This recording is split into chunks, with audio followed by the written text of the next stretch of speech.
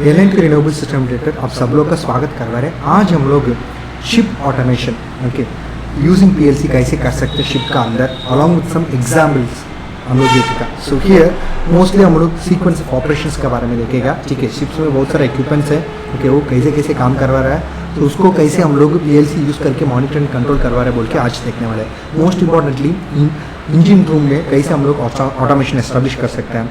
Using that हम लोग कैसे using PLC monitoring and controlling operation करवा रहे हैं and fire alarm and fire detection system को कैसे हम लोग मॉनिटर कर रहे हैं, कंट्रोल कर रहे हैं। अगर फायर एक ऑन बोर्ड शिप में ओके डिटेक्ट हो जाएगा तो क्या क्या चीज़ होने वाला है, वो क्रिटिकल में हो जाएगा तो क्या होने वाला है, कि क्या करना है काम को। मोस्ट इम्पॉर्टेंटली जनरेटर को कंट्रोल करने के लिए हम लोग वो पीएलसी को कैसे यूज़ करवा रहे हैं। ठीक है, उसमें क्या क्या चीज़ हम लोग मॉनिटर एंड कंट्रोल करेगा and cargo pump control system में क्या क्या चीज़ हम लोग मॉनिटर करेगा, कौन सा चीज़ को हम लोग कंट्रोल करेगा। बैलेस्ट कंट्रोल सिस्टम में क्या चीज़ को हम लोग मॉनिटर करेगा, कौन सी चीज़ को कंट्रोल करेगा। And most important navigation waste water management system में हम लोग कैसे मॉनिटर एंड कंट्रोल करवा रहे हैं। And heat ventilation air conditioning system ship में कैसे एस्टैब्लिश्ड है उसको कैसे हम लोग मॉनिटर एंड कंट्रोल करवा रहे हैं बोल के आज हम लोग देखने वाला है। सो इंजन रूम ऑटोमेशन सिस्टम के बारे में देखेगा तो हम लोग ये सिस्टम्स यूज़ करके पीएलसी यूज़ करके शिप इंजन्स का, जनरेटर्स का, फ्यूल सिस्टम का मॉनिटर एंड कंट्रोल करवा रहे हैं। ठीक है, तो इसका मेन रिस्पॉन्सिबल काम क्या है। सो हम हमारा इंजन्स एंड जनरेटर्स ओके उसको कभी स्टार्ट करने का, कभी बंद करने का, उसको स्पीड को कैसे एडजस्ट करने का यूजिंग VFDs, कितना पावर एक इंजन जनरेट कर सकता है। मोस्ट इंपॉर्टेंटली फ्यूल कंजम्पशन को मॉनिटर करने का, टेम्परेचर कितना है, प्रेशर कितना है, दूसरा पैरामीटर्स क्या क्या है, वो सब चीज़ को मॉनिटर करने के लिए एंड कंट्रोल करने के लिए हम लोग इंजन रूम ऑटोमेशन सिस्टम में पीएलसी यूज़ करवा रहे हैं। And most importantly for safety interlocks also हम लोग ये सिस्टम को यूज़ करवा रहे हैं। सो इसको कैटेगराइज करेगा तो universal monitoring control system with alarm and control panel accommodation and on the bridges में रखेगा। ठीक है, एंड डीजल मैन्यूवरिंग सिस्टम इसका काम क्या है, तो कंप्लीट ब्रिज कंट्रोल सिस्टम का मॉनिटर करेगा। Fully automatic and remote control में हमको करने के लिए स्पेशली मेन इंजन ब्रिज से and most importantly engine control room को हम लोग डीजल मैन्यूवरिंग सिस्टम से कंट्रोल कर सकते हैं। एंड डीजल प्रोटेक्शन सिस्टम इसका काम क्या है, एक स्टैंड अलोन सिस्टम है हमारे डीजल इंजन को स्लो डाउन करने का, अगर सेफ्टी सिस्टम को शट डाउन करने के लिए, ऑटोमेटिकली पावर को रिड्यूस करने के लिए in order to protect the propulsion system against any sort of damages हम लोग ये डीजल प्रोटेक्शन सिस्टम को यूज़ करवा रहे हैं। नेक्स्ट इलेक्ट्रॉनिक गवर्नेंस सिस्टम, इसका काम क्या है, ये एक्यूरेटली हमारा स्पीड को कंट्रोल करने के लिए काम करेगा। इसको फ्यूल एफिशिएंट मैनर्स में even at the low revolution से ओके रन करने के लिए हम लोग इलेक्ट्रॉनिक गवर्निंग सिस्टम का यूज़ करेगा। ठीक है, and most importantly automatically over speed को प्रिवेंट करने के लिए during the heavy seas time okay इसका अंदर सिस्टम है, वो सब कुछ इंजन रूम ऑटोमेशन सिस्टम का अंदर ही हम लोग देख सकते हैं। And most importantly propulsion control system okay using the integrated machinery control and monitoring हम लोग एस्टैब्लिश कर रहे हैं स्पेशली यूजिंग द पीएलसीज। सो एक सिस्टम आर्किटेक्चर है redundant propulsion system along with the controllers देखने के लिए कैसे दिखाएगा बोल के इसमें रिडंडेंसी नेटवर्क के लिए कैनवास हम लोग यूज़ कर रहे हैं। Nowadays we are using ethernets also okay. Engine room का अंदर देखे तो कंट्रोल सिस्टम है, प्रोपल्शन सिस्टम कंट्रोल करने के लिए स्विच बोर्ड सब कुछ इसका अंदर ही है हम लोग देख सकते हैं। And bridge and even engine room also remote में इसको मॉनिटर करने का, कंट्रोल करने के लिए प्रोविजन हम लोग दे चुका हूँ। ठीक है, next fire detection and alarm system. So इसका काम क्या है, किधर फायर है उसको डिटेक्ट करने का, वो फायर और स्मोक कोई भी है शिप कंपार्टमेंट में हो रहे हो तो ये fire detection alarm system detect करके हमको बताएगा।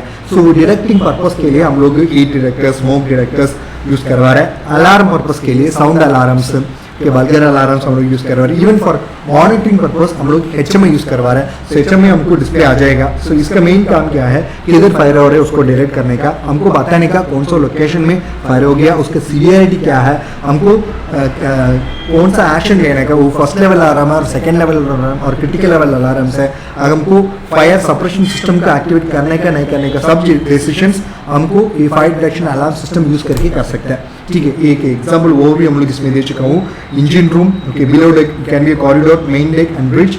सो ये शिप का बेसिस बहुत डिफरेंस हो सकता है बट बेसिकली हमारा अंडरस्टैंडिंग के लिए हम लोग इसमें दे चुका हूँ। सो किधर भी एग्जिट्स आ रहे हैं, डोर्स है, उधर मैनुअल कॉल पॉइंट हो सकता है। ठीक है, एंड मोस्ट इंपॉर्टेंटली हर एक डेक में, ठीक है, इंजन रूम, बिलो डेक और मेन डेक, हर एक डेक में साउंडर्स है क्योंकि ये साउंडर्स से हम लोग कन्वे करेगा फायर हो गया, आप एवाक्यूएट होने का बोल के हमको अलार्म देने के लिए हम लोग साउंडर्स यूज़ करवा रहे हैं। इवन स्पीकर्स भी हम लोग रखेगा एवैक्यूएशन करने के लिए। एंड मोस्ट इंपॉर्टेंटली किधर किधर हमको स्मोक को डिटेक्ट करने का उसी जगह में स्मोक डिटेक्टर्स को यूज करने का, किधर हम लोग हीट को डिटेक्ट करने का तो उसी जगह में हीट डिटेक्टर्स को यूज करेगा। इवन कुछ लोकेशंस में ऑप्टिकल हीट डिटेक्टर्स हम लोग यूज करेगा। एंड फ्यूल हैंडलिंग लोकेशंस में फ्लेम होने की पॉसिबिलिटी है ना, वो फ्लेम को डिटेक्ट करने के लिए फ्लेम डिटेक्टर्स उधर यूज करेगा, ठीक है। एंड मोस्ट इंपॉर्टेंटली कभी भी आप नेटवर्क एस्टेब्लिश करवा रहे हैं सो आप इधर क्लास ये यूज करके कर सकते हैं और क्लास भी यूज करके कर सकते हैं based on your demand and location and criticality of the location. Most importantly कभी भी हम लोग एस्टेब्लिश करवा रहे हैं always try to do the redundant network, क्योंकि अगर ये लूप से इश्यू हो गया तो दूसरे लूप से वो ऑटोमेटिकली एस्टेब्लिश होने का। Most importantly even in the fire alarm system also हमको मेन पैनल भी है एंड रिडंडेंट पैनल भी है। एंड कुछ जगह में है ना लूप्स को बराबर एस्टैब्लिश करने के लिए रिपीटर्स हम लोग यूज करेगा, ठीक है। एंड इथरनेट केबल्स में नॉर्मली हम लोग कम्युनिकेशन एस्टैब्लिश करेगा, okay. DC 19 to 30 volt DC से अभी बहुत सारा मॉडल्स आ गया, ओके। ये वोल्टेज रेंज चेंज हो सकता है, but most importantly main and backup power इसमें आएगा, क्योंकि कभी भी अगर ये पावर फेल हो गई तो दूसरा पावर से चालू होने का, क्योंकि एक क्रिटिकल सिस्टम है, ठीक है। सो क्या हो गया when what happened when fire is out in ship, so alarm activate हो जाएगा। सो हमको ये फायर का लोकेशन, इसका ऑरिजिन को हमको पकड़ने का, ओके, चीफ इंजीनियर को इन्फॉर्म करने का, इंजन रूम मेंबर्स को इसके बारे में इन्फॉर्म करना पड़ेगा कि इनिशियल अटैक्स को कैसे संभाल सकते हैं, अगर कुछ सेकेंडरी एक्शन लेने को तो क्या करने का, इसके बारे में सोचने का। एंड मोस्ट इंपॉर्टेंटली हर जगह में वाटर को हमको यूज नहीं कर सकते, किधर किधर यूज कर सकते उसी जगह में without affecting the ship stability हमको वाटर को यूज करने का। एंड कुछ जगह में हम लोग instead of going for waters आप फायर एक्सटिंग्विशर्स यूज कर सकते हैं। And most importantly fixed fire fighting systems आप यूज कर सकते हैं। से फॉर एग्जाम्पल, ओके, किधर किधर क्रिटिकल इक्विपमेंट से उसी जगह में पानी को हम लोग यूज नहीं कर सकते, सो क्योंकि इलेक्ट्रिकल इक्विपमेंट्स हो सकता है, उसका अंदर पानी घुस के तो वो दिक्कत हो जाएगा ना ऑपरेशंस के लिए। इसके लिए किधर किधर वाटर फ्लो आउट होने की पॉसिबिलिटी है, किधर किधर equipment which are not affected by the intrusion of the water, उसी जगह में आप स्प्रिंकलर सिस्टम्स यूज कर सकते हैं। सो ये सब चीज़ आप ध्यान देने का। एंड मोस्ट इंपॉर्टेंटली हर एक फायर इक्विपमेंट का आप विजिट करके उसका एक्सपायरी डेट रिप्लेस करके रखने का, क्योंकि आप मान लो if you're leaving all your fire detectors or equipments, even fire extinguishers without proper maintenance, क्या हो जाएगा, वो काम करने का टाइम काम नहीं करेगा, इसका वजह से क्या हो जाएगा, बहुत लॉसेस होने का पॉसिबिलिटी है। सो अवॉइड करने के लिए आप क्या कर सकते हैं, फायर एक्सटिंग्विशर को डेट करने का, उसको कभी हम लोग रिफिल किया, उसका एक्सपायरी डेट क्या है, अगर एक्सपायरी आने का पहले हमको उसको इंस्पेक्ट करके उसको निकाल के उसको रिफिल करके रखने का। And most importantly fire detectors है ना, going to the dust false alarm create करने का पॉसिबिलिटी, इसके लिए प्रॉपर शेड्यूल्ड मेंटेनेंस इसके लिए करना पड़ेगा, ठीक है। अभी फायर तो आ गया, ओके, वो भी बहुत इंटेंस हो गया, सो उसको उसी टाइम क्या करने का, हमको साउंड यूज करके फायर अलार्म सिस्टम को, ओके, साउंड एनेबल करना पड़ेगा। एंड इंजन रूम स्टाफ्स को एवैक्यूएट करने का, ठीक है, हमको गिनती करने का, वो असेंबली पॉइंट में सब लोग आ गया तो हमको गिनती करने का कितने लोग आ गया, so as per attendance, okay, as per the list सब लोग असेंबली पॉइंट में आ गया नहीं आ गया वो देखने का। एंड कभी भी फायर फाइटर्स को यूज करके आपको संभालने का, फायर फाइटिंग को, और द ट्रेन्ड पीपल्स यूज करके वो इंडियन सिस्टम को संभालने का। अनट्रेन्ड पीपल्स को हम लोग फ्री में छोड़ने का नहीं। सो हर एक बंदा को safety specially related to fire उसको क्लैरिटी देना पड़ेगा। एंड मोस्ट इंपॉर्टेंटली रिमोटली हम लोग फ्यूल पंप्स को बंद करना पड़ेगा, okay. And most importantly critical valves को क्लोज करना पड़ेगा, स्काई डोर्स को क्लोज करने का, engine room water tight doors को क्लोज करना पड़ेगा। And remotely engine room ventilation dampers को बंद करना पड़ेगा, prime movers and all machineries को हमको बंद करना पड़ेगा। एंड किधर किधर है हमारा इंजन रूम का एंट्री एग्जिट आने के लिए डोर से सबको परफेक्टली आपको क्लोज करके हमारा इंजन रूम को रक्षा करना पड़ेगा, because it is heart of the ship. And किधर किधर ventilation fans specially engine room से उसको बंद करने का, अगर वो फायर की वजह से बंद ही नहीं हो रहा है तो भी हमको मैन्युअली उसको बंद करने का, ठीक है। नेक्स्ट फायर रिडक्शन का सिस्टम के बारे में हम लोग देखेंगे तो किधर किधर मैनुअल कॉल पॉइंट्स है वो बराबर काम करने का, बीच हमको प्रॉपर ड्यूरिंग मेंटेनेंस से उसको इसको चेक करने का। एंड मोस्ट इंपॉर्टेंटली कोई भी सिस्टम आप इसके अंदर यूज करवा रहे हैं, इधर फायर अलार्म कंट्रोल पैनल और डिटेक्टर्स, रेजिडेंसी होना पड़ेगा। एंड मोस्ट इंपॉर्टेंटली, ओके, दो सोर्सेस ऑफ फायर होना, पावर सप्लाई होना पड़ेगा, अगर एक फेल हो रहे थे भी दूसरा से वो पावर चालू होने का, ठीक, वो चालू करने का। And most importantly control panel को ब्रिज में रखने का, सो एक्सेसिबिलिटी के लिए, कंट्रोलिंग के लिए, ओके, बहुत ईजी हो जाएगा। किधर किधर हीट डिटेक्टर्स का जरूरत है उसी जगह में हीट डिटेक्टर्स को इंस्टॉल करने का, किधर किधर स्मोक डिटेक्टर्स का जरूरत है उसी जगह में स्मोक डिटेक्टर्स का इंस्टॉल करने का। एंड किधर किधर हमका फ्लेम डिटेक्टर्स का जरूरत है, उसी जगह में फ्लेम डिटेक्टर्स को इंस्टॉल करना पड़ेगा। सो कैटेगरीज के बारे में देखेगा तो डिटेक्टर्स में smoke detectors, heat detectors, flame detectors है। स्मोक डिटेक्टर्स मोस्टली हम लोग staircase, corridors, escape routes, accommodation spaces में यूज करेगा। हीट डिटेक्टर्स को boiler room, laundry, control room, galley में यूज करेगा। फ्लेम डिटेक्टर्स को most importantly fuel handling equipments में हम लोग यूज करेगा। अगर मान लो एक स्मोक डिटेक्टर को आप इंस्टॉल करवा रहे तो उसको मैक्सिमम कवरिंग एरिया 74 mm² है, ठीक है। अगर हीट डिटेक्टर है तो 37 mm² है। अभी मान लो 2 स्मोक डिटेक्टर्स एक जगह में आप इंस्टॉल करने प्लान करो तो मैक्सिमम डिस्टेंस आप 11 मीटर्स का बीच में आप यूज करना पड़ेगा, ठीक है।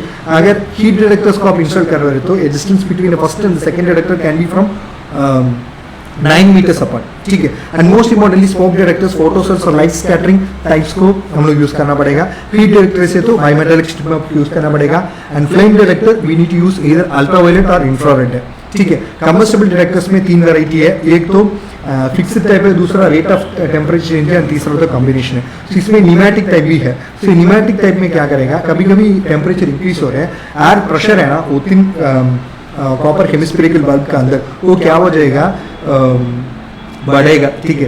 As the temperature increases and the pressure also increases, इसका वजह से क्या हो जाएगा, 2-वे ब्लीड उसमें उसका अंदर है। अगर वो ब्लीड को ऑपरेट करने वाले को प्रेशर मिल गया तो वो इमीडिएटली वो डायफ्राम क्या करेगा, उसको अप करके कॉन्टैक्ट को क्लोज करेगा। इसका वजह से हमको अलार्म रेस हो जाएगा, ओके। एंड मोस्ट इंपॉर्टेंटली इसको हम लोग हमारा टेम्परेचर को सेट कर सकते हैं। इवन बहुत सारे एडजस्टमेंट्स में भी इसमें कर सकते हैं। From 55 degree to 70 degree Celsius तक हम लोग इसमें चेंजेस कर सकते हैं। बायोमेटालिक कॉइल टाइप में देखेंगे तो इसमें वर्टिकल सपोर्ट ब्रैकेट हो सकता है। सो उसका अपर कॉइल है ना वो बेटर इंसुलेशन हम लोग दिएगा देन द लोअर कॉइल। कभी हमको टेम्परेचर इंक्रीज हो रहा है वो लोअर कॉइल क्या हो जाएगा, क्लोज हो जाएगा, ठीक है। फास्ट एक्शन में अपर कॉइल को क्लोज करेगी, इसका वजह से अलार्म रेस हो जाएगा। नेक्स्ट फिक्स टेम्परेचर में इधर के इधर हम लोग स्प्रिंकलर सिस्टम एस्टेब्लिश कर सकते हैं other than engine in the boiler rooms, okay. Engine and boiler rooms में हम लोग स्प्रिंकलर सिस्टम को यूज नहीं करने का। Apart from engine and boiler rooms हम लोग स्प्रिंकलर को एस्टेब्लिश कर सकते हैं। किधर किधर इलेक्ट्रिकल इक्विपमेंट्स नहीं है, किधर किधर क्रिटिकल इक्विपमेंट्स नहीं, उसी जगह में किधर वाटर को हम लोग निकाल सकते हैं, उसी जगह में स्प्रिंकलर को यूज कर सकते हैं। फॉर दैट हम लोग फिक्स्ड टेम्परेचर डिटेक्टर्स को यूज कर सकते हैं। नेक्स्ट है फ्लेम डिटेक्टर्स। सो ये इंफ्रारेड यूज करके काम हो जाएगा। फ्लेम डिटेक्टर्स की एक स्पेशलिटी है फ्लेम का, तो उसका 25 हर्ट्ज में ओके फ्रीक्वेंसी एस्टेब्लिश करेगा। तो इसके वो मेथड यूज करके हमको अलार्म को ट्रिगर कर सकते हैं। सो कभी भी हमको फ्लिकरिंग रेडिएशन आ रहा है वो डायरेक्ट लेंस एंड फिल्टर्स का अंदर घुस के इंफ्रारेड रेस है ना हमारा सेल्स का अंदर पास हो जाएगा। इसका वजह से क्या हो जाएगा, वो सेल्स से वो एम्पलीफायर को हो जाएगा, वो एम्पलीफायर इमीडिएटली वो वैल्यू को as a hertz 25 hertz convert करेगा।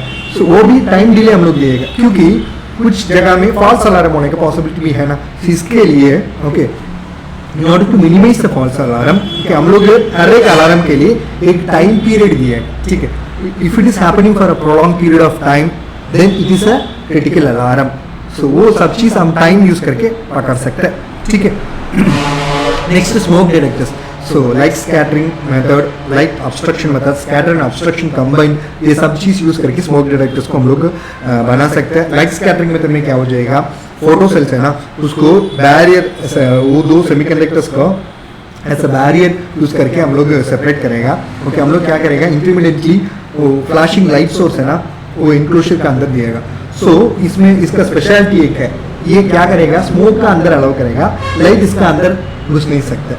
सो अगर स्मोक कभी भी एक कंटेनर से और कंटेनर लाइट से अंदर घुस रहा है वो फोटो सेल्स में स्कैटर्ड हो जाएगा। इसका वजह से हम लोग क्या कर सकते हैं, अलार्म को ट्रिगर कर सकते हैं, ठीक है। एंड मोस्ट इंपॉर्टेंटली ये फोटो सेल्स और लाइट सोर्सेस का डिटेक्टर्स और सेंसर्स है ना समटाइम्स ड्यू टू वाइब्रेशन और डर्टीनेस की वजह से ओके फॉल्स अलार्म क्रिएट होने का पॉसिबिलिटी है। इसके लिए इसको बराबर हमको प्रिवेंटिव मेंटेनेंस करना पड़ेगा, ठीक है। And most importantly even with the help of cigarette smokes also उसको टेस्ट कर सकता है। And next fire control plan. So कभी भी आप प्लान करवा रहे हैं एक फायर प्लान और कंट्रोल प्लान आप शिप का अंदर बनाने के लिए प्लान करवा रहे तो आप ऑफिसर्स का गाइडेंस के हिसाब से उसको बनाना पड़ेगा। क्योंकि कंट्रोल प्लान का अंदर फायर कंट्रोल स्टेशन को किधर किधर रखने का, उसका अंदर क्या क्या चीज़ को हमको ऐड करने का, किधर किधर फायर होने का पॉसिबिलिटी है, उसको आज वेरी सेक्शन हम लोग कैसे सेपरेट कर सकते हैं, क्लास ए को किधर इंप्लीमेंट कर सकते हैं, क्लास बी को हम लोग किधर इंप्लीमेंट कर सकते हैं, particularly fire detection alarm system को किधर रखने का, ठीक है, एंड स्प्रिंकलर को किधर इंस्टॉल कर सकते हैं, फायर एक्सटिंग्विशर अप्लायंसेस किधर किधर हमको रखना पड़ेगा, एस्केप रूट्स कौन सा है, वेंटिलेशन सिस्टम किधर है, ओके, उसका पोजीशंस क्या है, फैन को हमको कैसे कंट्रोल करने का, कितना नंबर ऑफ फैंस है, कितना डैम्पर्स है, ये सब चीज़ हमका फायर कंट्रोल प्लान का अंदर आना पड़ेगा, ठीक है। नेक्स्ट जनरेटर कंट्रोल सिस्टम, इसके बारे में आप देखेगा तो किधर किधर हमारा शिप में जनरेटर्स को उसको कंट्रोल और मॉनिटर करने का काम करेगा। से फॉर एग्जांपल कभी हमको जनरेटर का चालू करने का, कभी इसको बंद करने का, एंड मोस्ट इंपॉर्टेंटली वो पावर किट में पावर आ रहा है ना, उसका साथ वो सिंक्रोनाइज होकर काम करना पड़ेगा। सो हम लोग ये जनरेटर कंट्रोल सिस्टम यूज करके हमारा आउटपुट वोल्टेज एंड फ्रीक्वेंसी को कंट्रोल करवा रहा है, and most importantly for the safety interlocks during the emergency conditions also वो बराबर काम होने के लिए हम लोग PLCs यूज करके जनरेटर कंट्रोल सिस्टम में एस्टेब्लिश करवा रहा है। एक एग्जाम्पल है इलेक्ट्रिक प्रोपल्शन सिस्टम का ओवरव्यू हम लोग इसमें दे चुका हूँ, ठीक है। अगर एग्जाम्पल प्रोग्राम के बारे में हम लोग देखेगा, अभी सीक्वेंस स्टार्ट हो जाएगा जनरेटर कंट्रोल सिस्टम का। कंट्रोल हमको जनरेटर को कंट्रोल करवा रहे तो फर्स्ट स्टार्ट सीक्वेंस क्या करेगा, वो ऑपरेटर क्या करेगा, स्टार्ट सीक्वेंस के इनिशिएट होने के बाद इमीडिएटली फ्यूल का सप्लाई एंड इग्निशन सिस्टम चालू हो जाएगा।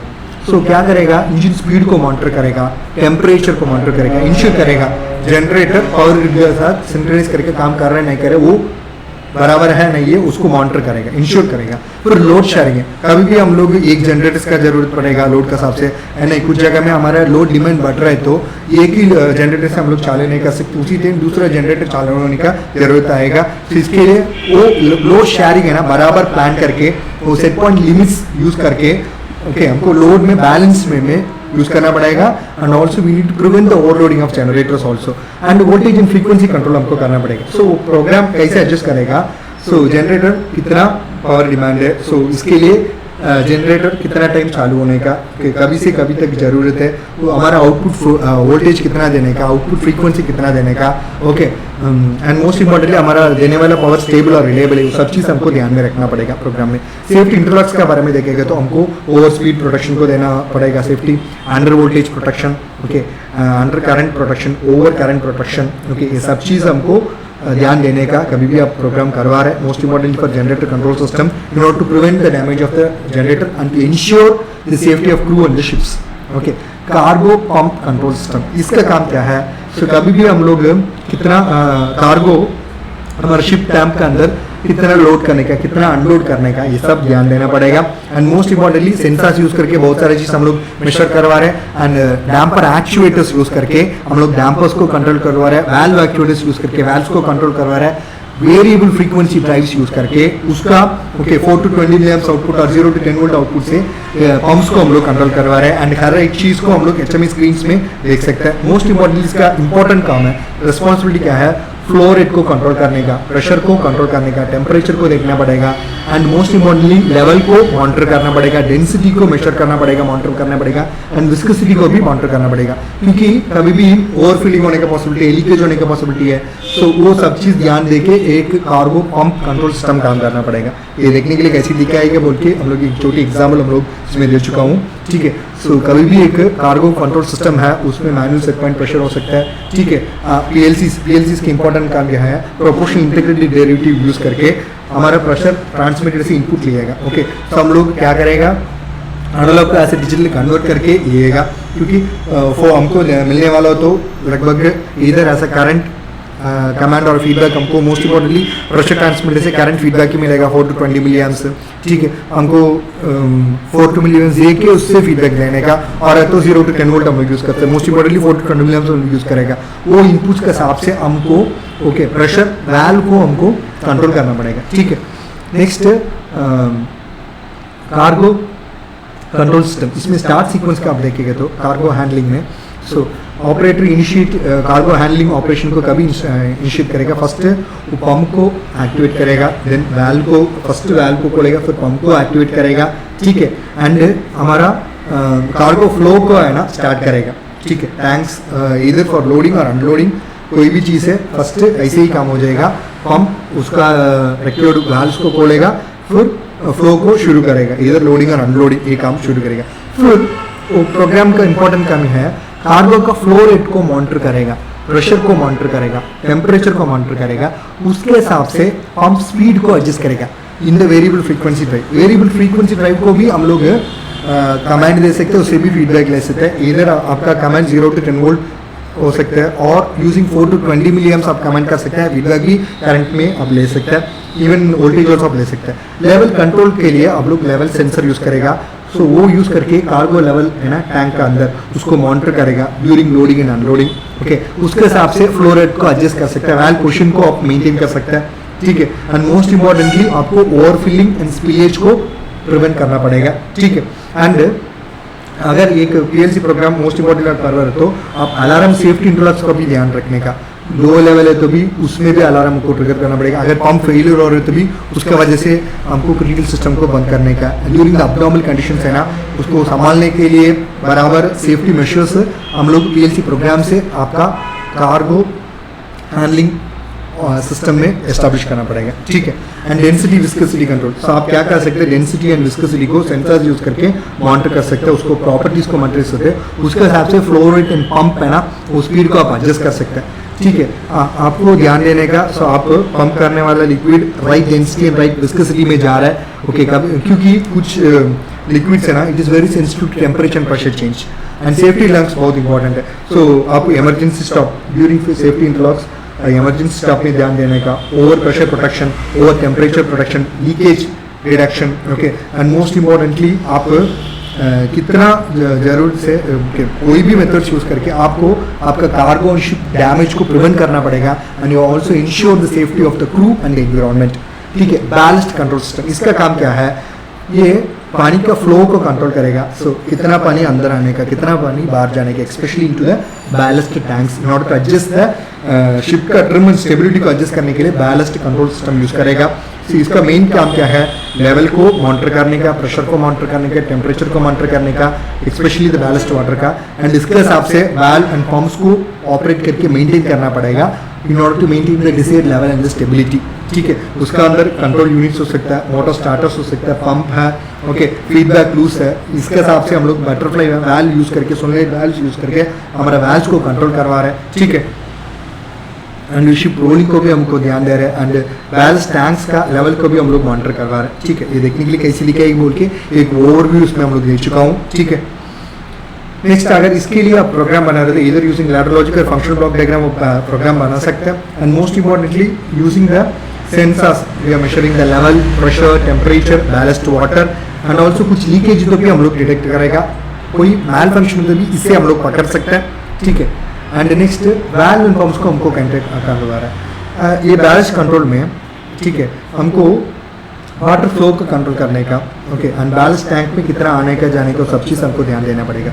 तो इसके लिए अगर मान लो एक प्रोग्राम हम लोग बना रहे हैं, शिप अभी क्या हो रहा है, सिर्फ एक साइड ही है ना टिल्ट हो रहा है, तो it might be the reason of overfilling of the balance tank. So इसके लिए आपको क्या करने का, वो इमीडिएटली इम्बैलेंस को मेजर करेगा, उसके लिए फीडबैक जाएगा, वो इमीडिएटली क्या करेगा, वाल्व को कमांड दिएगा, वो भी कौन सा वाल्व को कमांड दिएगा, वो ऑपोजिट साइड में एक वाल्व है ना, उसको कमांड दिएगा, वो बोलेगा वाल्व को खोलने के लिए। सो इसके वजह से वाल्व खोलेगा, वो एक्स्ट्रा पानी है ना वो बाहर जाएगा, इसके वजह से बैलेंस रीएस्टैब्लिश हो जाएगा। ठीक है, एंड HMI स्क्रीन्स में एंटायर बैलेंस सिस्टम का प्रोसेस को आप मॉनिटर एंड कंट्रोल कर सकते हैं। अगर कोई एडजस्टमेंट को, सेटिंग्स को चेंज करने का जरूरत है तो वो HMI स्क्रीन से आप कर सकते हैं। नेविगेशन सिस्टम का अंदर देखेंगे तो हम लोग शिप का नेविगेशन, उसका positioning, auto pilot, GPS, radar system, सब कुछ हम लोग नेविगेशन सिस्टम यूज करके करवा रहे हैं। ओके, नेविगेशन का रिस्पॉन्सिबिलिटी सिग्नल्स को रिसीव करने का, उसको प्रोसेस करके सेंसर्स को मिलने वाला सिग्नल्स को प्रोसेस करके देने का, उसके हिसाब से एक कमांड को सेंड करना पड़ेगा। Most importantly steering and propulsion system का डिजायर कोर्स एंड स्पीड में मेंटेन करने के लिए नेविगेशन सिस्टम का जरूरत है। नेविगेशन सिस्टम का अंदर बहुत सारा चीज़ है, उसके लिए अंदर PLC कंट्रोलर्स है, एक्चुएटर्स है, okay, and most importantly guidance system भी इसका अंदर है। अगर यही मेजरमेंट आ रहा है तो आप कैसे इसको काम चालू करके लेके जाना पड़ेगा, ये सब चीज़ इसका अंदर है। वेस्ट वाटर ट्रीटमेंट, सो वेस्ट ट्रीटमेंट प्लान के बारे में आप देखेंगे तो शिप का अंदर वेस्ट वाटर हो सकता है, सॉलिड वेस्ट भी हो सकता है, including sewage, grey water, food waste, सब कुछ है। तो इसको हमको प्रोसेस करना पड़ेगा, वो waste water treatment system use करके हम लोग करेगा। सो PLC का काम क्या है, वो फ्लो को मॉनिटर करेगा, लेवल को मॉनिटर करेगा, वेस्ट का क्वालिटी का मॉनिटर करेगा, उसके हिसाब से pump and filters and treatment chemicals का है ना डिजायर्ड ट्रीटमेंट एफिशिएंटली देने के लिए वो कंट्रोल करेगा। मोस्ट इम्पोर्टेंटली कभी भी वेस्ट को ऐसा सीधा शिप का सी का अंदर डाल नहीं सकता है। सो एनवायरमेंटल स्टैंडर्ड्स को आपको बराबर फॉलो करना पड़ेगा। एंड मोस्ट इम्पोर्टेंटली इसके अंदर आप देखेगा तो प्राइमरी चैम्बर्स है, एरेशन चैम्बर्स है, even for the biological treatment process है, उसके अंदर कुछ बैक्टीरियास हो सकता है। वो क्या करेगा, वो वेस्ट को खाएगा। ओके, वो सर्वे करने के लिए उसको ऑक्सीजन जरूरत है, वो एयर ब्लोअर से हम लोग दिएगा उसका। एयर एक इम्पॉर्टेंट चीज़ भी है, सो कितना ऑक्सीजन में वो सर्वे हो जाएगा बोल के एक सेट पॉइंट है, वो सेट पॉइंट हमको मेंटेन करना पड़ेगा। अगर वो ऑक्सीजन है तो ठीक है, वो कम है तो हमको उसका ज़्यादा देना है। इसके लिए हम लोग एयर ब्लोअर्स यूज़ करेगा। एंड उसको ऑपरेटिंग है ना के लिए हम लोग डैम्पर्स यूज़ करेगा। एंड वाटर फ्लो के लिए भी हम लोग इसके अंदर वाल्व एक्चुएटर्स भी है, ठीक है। एंड फ्लो स्विचेस भी टैंक्स के अंदर है, low level and high level हमको समझने के लिए, ठीक है। एंड नेक्स्ट प्रोग्राम के बारे में देखेगा तो हम लोग सेंसर से इनपुट ले रहे हैं, हम लोग हमारा कमांड एक्चुएटर्स को दिया है। It can be valve actuator और it can be damper actuator. So sensor के बारे में देखेगा तो सेंसर्स यूज़ करके लेवल को हम लोग मेजर करेगा, वाटर वेस्ट वाटर का क्वालिटी को मेजर करेगा। Most importantly even sludges and malfunctioning को इजीली हम लोग पकड़ सकते हैं। ट्रीटमेंट प्रोसेस का अंदर देखेगा तो कोई भी वेस्ट हमारा शिप का अंदर जनरेट हो रहा है उसको हम लोग स्क्रीनिंग करेगा, सेडिमेंटेशन करेगा, बायोलॉजिकल ट्रीटमेंट दिएगा। एंड कोई डिसइंफेक्शन डालने का, एग्जाम्पल क्लोरीन करने का, तो भी वो काम भी करेगा ट्रीटमेंट प्रोसेस में।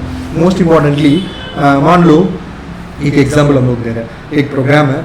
ये प्रोग्राम में क्या करेगा, पंप को शुरू करेगा। पंप को चालू करके क्या करेगा, हम लोग वेस्ट को हमारा एक जगह से हमारा स्क्रीनिंग यूनिट को ट्रांसफर करेगा यूजिंग द पंप। फिर अगर आप flow rate, air flow rate and specially the biological treatment plant के अंदर आप देखेगा तो वो बैक्टीरिया सर्वे करने के लिए ऑक्सीजन का लेवल बहुत इंपॉर्टेंट है। वो हम लोग ऑक्सीजन सेंसर मेजर करके हमको बताएगा कितना ऑक्सीजन उसमें है, कितना ज़रूरत है। अगर कोई भी डिमांड है वो सब चीज़ हम लोग वो वैल्यू से पकड़ सकते हैं। उसके हिसाब से आपको एयर फ्लो को एडजस्ट करना पड़ेगा, ठीक है। एंड HMI स्क्रीन्स में एंटायर वेस्ट ट्रीटमेंट सिस्टम का डिटेल्स हमको मिलेगा, उसका फॉल्स अलार्म्स, लेवल्स, सब कुछ हम लोग इसमें देख सकते हैं। अगर कोई एडजस्टमेंट्स और सेटिंग्स हमको करना पड़ेगा तो वो भी हम लोग HMI स्क्रीन्स में करेगा।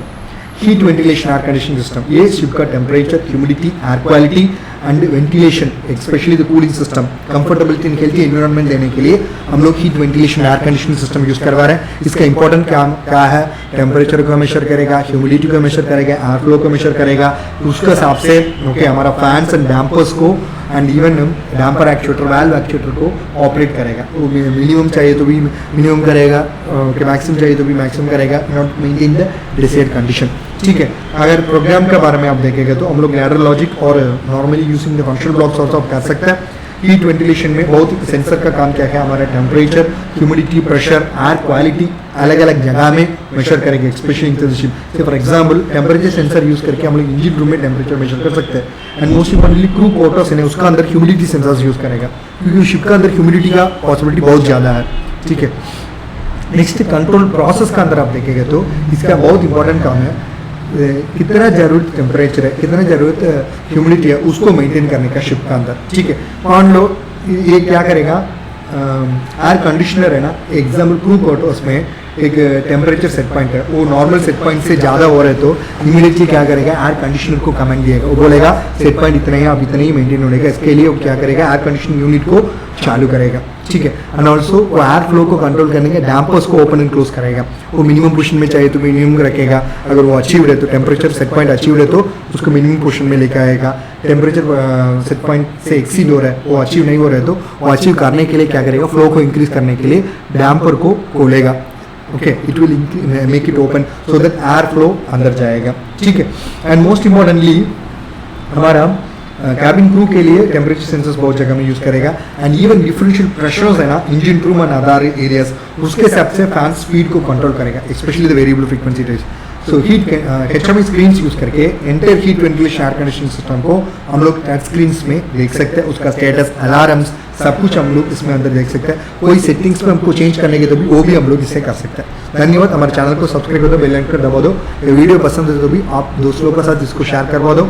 एंड अगर आप PLC प्रोग्रामिंग ट्रेनिंग सीखने के लिए इंटरेस्टेड है तो भी आप हमको कॉन्टैक्ट सकते हैं। हम लोग Siemens Allen Bradley Delta PLC का प्रोग्रामिंग ट्रेनिंग दे रहे हैं। अगर आप GCC कंट्रीज में काम करने के लिए प्लान है, specially billing management system, billing automation control system, आप हमको कॉन्टैक्ट सकते हैं। अगर आप EV पावर बिल्कुल अवेलेबल रहेंगे उसी जगह में सोलर से DC लाइट सिस्टम एस्टेब्लिश करना तो भी आप कर सकते हैं। हमारा कॉन्टैक्ट इसमें दे चुका हूँ। किधर किधर आप सोलर आपका एग्रीकल्चर फॉर्म्स हो सकते हैं, उसी जगह में आपको क्रॉप्स को आप वाइल्ड एनिमल से रक्षा करने के लिए आप सोलर इलेक्ट्रिकल फेंसिंग यूज़ कर सकते हैं। उसका जरूरत सोलर इलेक्ट्रिकल फेंसिंग किट हम लोग दे रहे हैं for solar on grid off grid hybrid application, solar street, solar pump services का design, installation, testing, commissioning, consultancy, training support हम लोग दे रहे हैं। एक्सेस कंट्रोल सिस्टम का बेसिक्स आप समझना पड़ेगा और इलेक्ट्रिकल टेक्नोलॉजीज का बेसिक समझना पड़ेगा। शिप ऑटोमेशन का बेसिक आप समझना पड़ेगा तो भी आप हमको कॉन्टैक्ट कर सकते हैं। हमारा कॉन्टैक्ट हम लोग दे चुके, इसकी वजह से ट्रेनिंग भी हम लोग दे सकते हैं। धन्यवाद।